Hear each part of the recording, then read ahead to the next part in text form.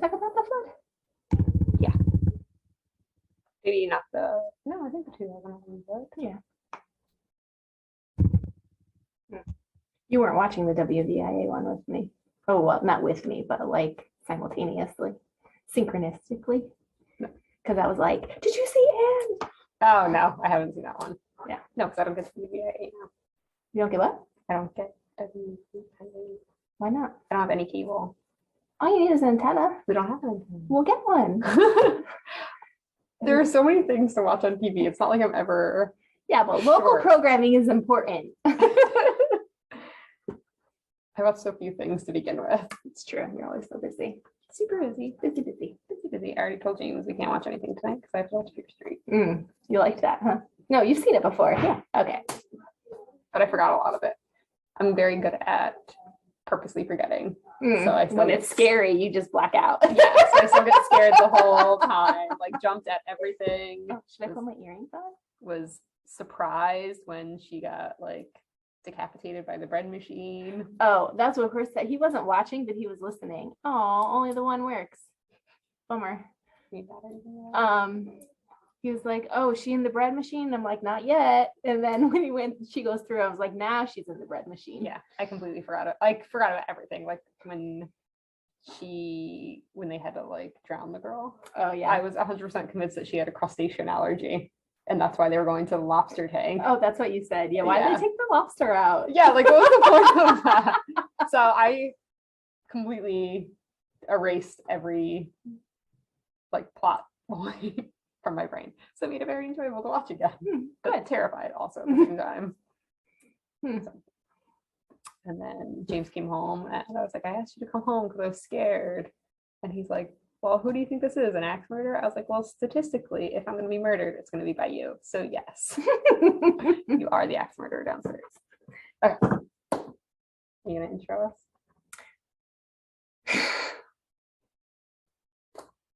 This is not a high pressure performance. I don't know why. You can't really tell that you're dressed as Sally. What's up, West Pittston?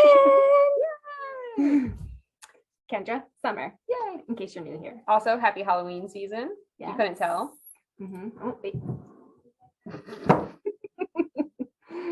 Our first segment is in the news. Banner across the screen there. Flash. But you have an article, right? Oh yeah, we can start with that. Yep. According to Goodreads, listen, if you're not on Goodreads, get on Goodreads. I cannot read a book without Goodreads. It's one of my favorite apps on my phone, I think. Keep track of every book that you want to read, every book that you have read. I love it. So they published the top 60 horror books. Well, most popular. Strangely specific number. No, it was the most popular, I should say, and it just ended up being 60 books on Goodreads over the past 5 years. So they measure popularity by total shelving. So books that are shelved as read or to be read on people's shelves. People want to read. Yes, and overall star ratings. So all of these books are classified as adult horror, and they were published from October of 2017 through last month, September. So of relatively this year. recent. They saw a significant surge in summer of 2020 when like COVID was here for the long haul. Well, that was a surge in reading everything. Everything. Like every genre went up. So and an interesting uptick in books about haunted houses. Yeah. But we always spent so much more time at home. Yes. We were all like, that was their interpretation. I think all of it's us spooky. sitting at home being worried about something. That's fair. So anyway, some of your usual suspects, Stephen King, The Outsider, which we also have on audio as well. It's a good collection of Stephen King. So yeah, some of his other books were on the list as well, but one's enough to talk about really. The Hunger. So that is about like the Donner Party. Donner Party of 3. What? No, you know, like people who were crossing on the Oregon Trail, like got caught in the mountains and they had to eat each other to stay alive. Okay, no. That's what that book is about, I'm pretty sure. No, okay. Baby teeth. which is definitely not about the Donner Party, but severe trigger warnings in every horror book. Like, read what it is about, because some of them are going to be very specific. That one is a very specific type of horror. So read what that one's about first. Looking at the list, I was like, I think I want to read all of these now. I'm surprised there was only one on my list, which I'll talk about after I tell you some of the other ones that we have. All's Well. Oh, are these going to be backwards? Yes, they are. Sorry. That's all right. We'll have to fix that. And the Book of Accidents, which that's a little foreboding. That is about a haunted house. So Chuck Wendig is from Pennsylvania.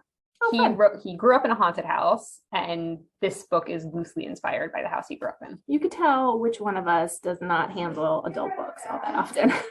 Like, I have never heard of any of these books. I went to a author talk with him and Grady Hendrix. So Grady Hendrix is the only horror author that I enjoy. If you saw our TikTok about that, I love him. So they were in a talk together. That's how I know about that one. Well, speaking of horror authors that we love, I don't really have any. Like, I don't stick to like one author, and I swing back and forth between a lot of genres. I do like horror, but I guess I read mostly like YA, mystery, murder, and a lot more thrillery than okay. horror. So I would have to read a horror book to see exactly what deems it a horror book. Yes, and I would be much more likely, if I was going to read something, it would be a horror book over a thriller. Okay. Because thrillers, I feel like, are much more realistic. I did read one book that was on this list, and it was The Invited by Jennifer Mcmillan. I read the book in 2019 when it came out, and guess what? I gave it 5 stars. I think on this, I have read. We're looking at the covers, and maybe we could post a link to this. Oh yeah, underneath the video. Yeah. So I read Into the Drowning Deep, which was murder-y mermaids. So okay, so a horror very often will lean into like the supernatural part of scariness. So ghosts, in this case mermaids, so that makes it okay for me to read it. Yeah, because like, and I'm like, mermaids. No, yeah, the supernatural part doesn't scare me as much as like actual serial killers, which is what you like. I do. And then I read Comfort Me with Apples by Catherine Valenti, who is one of my favorite authors. That was a novella more than a novel, and that was a weird Adam and Eve retelling. So yeah, so like I think that would be the difference between those types of books. And some of these like are just not on our shelves right now, like the Last Girls Support or the Final Girls Support Group. Like, it's just out. Right. So we do have some more that just aren't available on our shelves right now, but we're moving into spooky season. Sylvia Moreno Garcia, she's one of my favorites. Yeah, they're saying some that the authors that you will find on here, new authors. Yes. Sylvia Moreno Garcia wrote Mexican Gothic, which was a really good, it takes place in Mexico, obviously, about a girl in like this creepy haunted house, and she thinks it's haunted and it's old and whatever, but it ends up being like, you're gonna give it away? I am gonna give it away. So like, earmuffs. Well, now I'm not reading it anymore. It's about like alien mushrooms taking over. You're not gonna, there's no gosh. Okay, now I'm glad you told me. Yeah, you would not enjoy it. That's what I'm saying. Like, but I mean, it sounded so good as you were talking about this creepy house. It seems haunted. Well, like, yes, keep going. That's like the genre of gothic horror. It leans really heavily into supernatural. So, okay. Well, anyway, you will find on this list vampires, ghosts, shadows, imaginary friends, and the boogeyman. Oh, so what I wanted to say was I also happened to read The Winter People by Jennifer Mcmillan as well.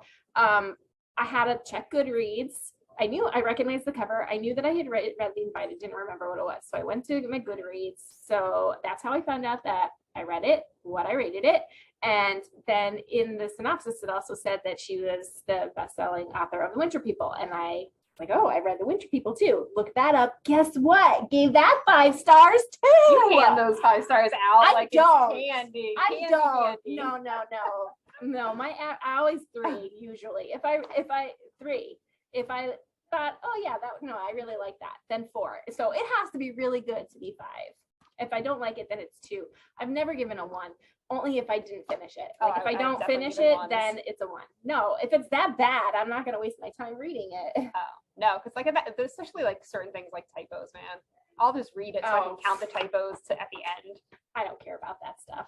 Well, I do. I mean, when I'm reading it, it bothers me. Like I do notice it, but Oh, it doesn't play into my. It takes me so like out of focus. It doesn't play into my reading. Because once I see one, now then my brain 100% keeps looking for more, and like I cannot. You go into proofread mode. Yes, it's awful.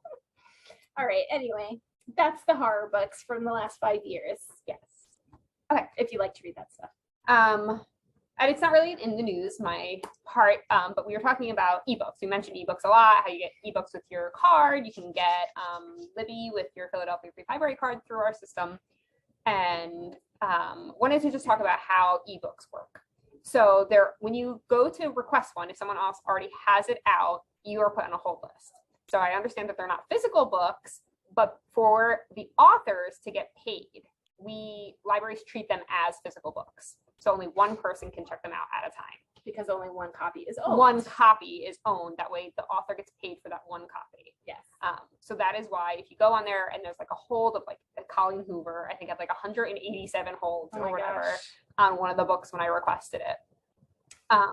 So that's why that happens. Like we have to treat them, the authors have to get paid for their work. And that's why ebooks have holds on them. They're just like regular books, except in digital form. We do have to buy them. Some of the depends on the format in which we buy ebooks. They do have an expiration date, which is 2 to 3 years. Is how our system kind of works, and that is kind of like the shelf life of books that go through the library system. So that's how the publishers kind of gauge that. So we buy them for 2 or 3 years. There's only one copy, so we treat it exactly like a physical book. After 3 years or whatever, it expires. If we need it again, we would have to purchase it again, just like a book on the shelf. So that's just why that is. I want to make sure anyone not why are there holds? These books don't even exist. Well, like for authors to get paid for their work, we have to treat them that way. Yeah. So that was it on that one. I know we talk about ebooks a lot. I love it because I'll put like 3 or 4 on hold, and they pop up. They send like a little notification like the hold you placed is ready, and I'm like, ooh, I wonder what book it was. Or they'll all come in at once, which is a whole other issue. So yeah, man, I miss reading. I've had a really hard time reading since middle school. I've been reading I've read 2 books, I think.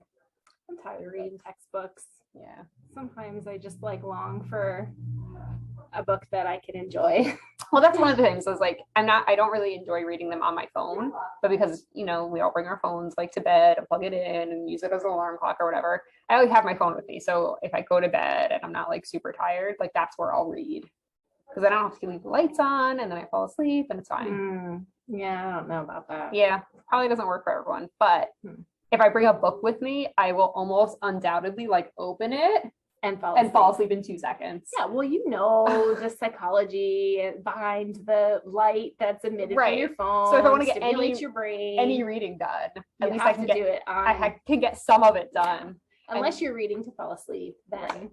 And that's I usually will read my romance novels at night because they move really fast. I can almost finish 1 every 2 nights. So that's easy. It's not too heavy. The worst is falling asleep to an audiobook. Oh, because then you're how much did I miss? So much. I've listened to an entire audiobook in a night, and I've slept through the entire thing. But it has a really good narrator. Oh, it's so soothing and so perfect. Just use ASMR. I try that. I do listen to a lot of audiobooks while I'm cleaning. But I obviously stay awake. All right, I think that's it for our news section. New books. Summer has 1 new book this week. Peppa Pig! Yay! We don't have any Peppa Pig in the building. I don't know how that has fallen through the cracks, but now we do. Now we do. And we got a copy of the Agnes documentary that I believe was shown at the Kirby. Yeah. So that is here. I'm interested in seeing that. There was one on WVIA that I watched. It was at 9:00 or something on the anniversary, which was also very good. The library was in it. So I'm anxious to see. They did 4 showings that all sold out or something like that. Yeah, it was crazy. But it was all attempts that I couldn't make anyway. I'm gonna hand this to you. Oh, okay. I don't know why. Got the new Smithsonian magazine with Sweet Sam Adams on the front, who, according to this article, was a completely uninteresting person until age 41, when he decided to get his act together and take part in the revolution. He was a non-starter up until then, which gives me a little hope. So everyone who's a little late to the party, I was going to say, and getting their act together. According to who? Uninteresting person. Well, he was just made no waves. So Okay. obviously we've all seen like Hamilton, right? Who from like age 17 was causing ruckuses, right? So like they compared that like two different lives. So, like George Washington, who like took part in government from a young age, that kind of stuff. So anyway, Sam Adams. I remember when we went to Boston, they were like, here's a bar where Sam Adams is buried, so you can have a cold Sam Adams while looking at dead Sam Adams. That's almost the entire knowledge I have of Sam Adams. Okay. New John Sanford. I don't know if we talked about this last week. I feel like we did. Maybe it was in the one that didn't air. We had to re-record. Yes. And then we had someone donate 2 new puzzles this week. Look at this one. I like this one. I know that. So this one This is awesome. Canned vegetables, which is pretty cute. Yeah, but no, this one. Yes. This is awesome. Yes. On the back, it shows you other ones that they have. So like the 80s television, which are pretty cool ones. Okay, map. Oh, all the games that we played. Like vintagey kind of cool things. Oh, that's fun. So our puzzles are very popular. There's bestsellers. What they got on there? Oh, Anne Frank, The Godfather, Godfather, The Color Purple, Cat in the Hat, Return to Peyton Place, Gone with the Wind, Heidi, Catch-22, Cat in the Hat. Oh, did you just say that? Yeah. Sorry, I was ignoring you. You're just so excited. You couldn't I'm contain so yourself. focused. Although I did just read a whole thing on Catch-22 that the book is like what made that saying. You know, like that something is a Is it a movie? Catch-22. Oh, I'm sure they made a movie, an older movie. Oh no, I'm thinking of Catch Me If You Can. Not the same remotely. It's much better. Just ignore me. Yeah, no, Catch Me If You Can. That's where he's like These are Seems some like a- really old cereal box covers because Yeah. like I don't remember Kix Kix looking looking like like that. Cocoa Puffs hasn't changed apparently, or Trix. That's fun. Yeah, there was a bunch I didn't like. I don't know, Sparkled Flakes, Quisp. I don't know those ones. Mapo, Corn Crackos, King Vitaman. That looks like a classy cereal. Are right these there. real? I don't know. Do they just like mix them in with real ones to make you think that they're real? Sugar Jets. I do love a good Count Chocula. Fruity Pebbles is my favorite. What? It's my all-time favorite cereal. Well, I can't. Mine's Lucky Charms. So, That's but they say Christmas. crunchier. The what the heck did you just call them? Fruity Pebbles. They get so soggy. Call them that. That's what they're That's what called. they're called. No, I was like, I couldn't remember. But they get so soggy so fast. You just eat them. I can't eat that fast. You need something that And Golden Grams. Oh, I do like Golden Grams. I still really like grape nuts. Yeah. They're like eating gravel. Like They're so good. torture yourself. A little bit. All right. That's all of our new books this week. Complete side note, unrelated whatsoever. Events this week? None. None? Monday? Nothing? Wait, what's today? Today is Tuesday. No, nothing tomorrow. Next week is Giant Games. Oh my gosh. I'm going to be posting a picture of the dice that we have. Should we I'm just grab that now? so excited. You'll see the picture. Fair enough. New Friday classes? The same. Toddler story time, kindergarten readiness. Very good. Monday we have I have tech help and our West Pittston tomorrow meeting is at 7 o'clock. So I think that's all we have. Okay, Yeah, that that's wraps it. it up. Short week. All right. Bye. Bye.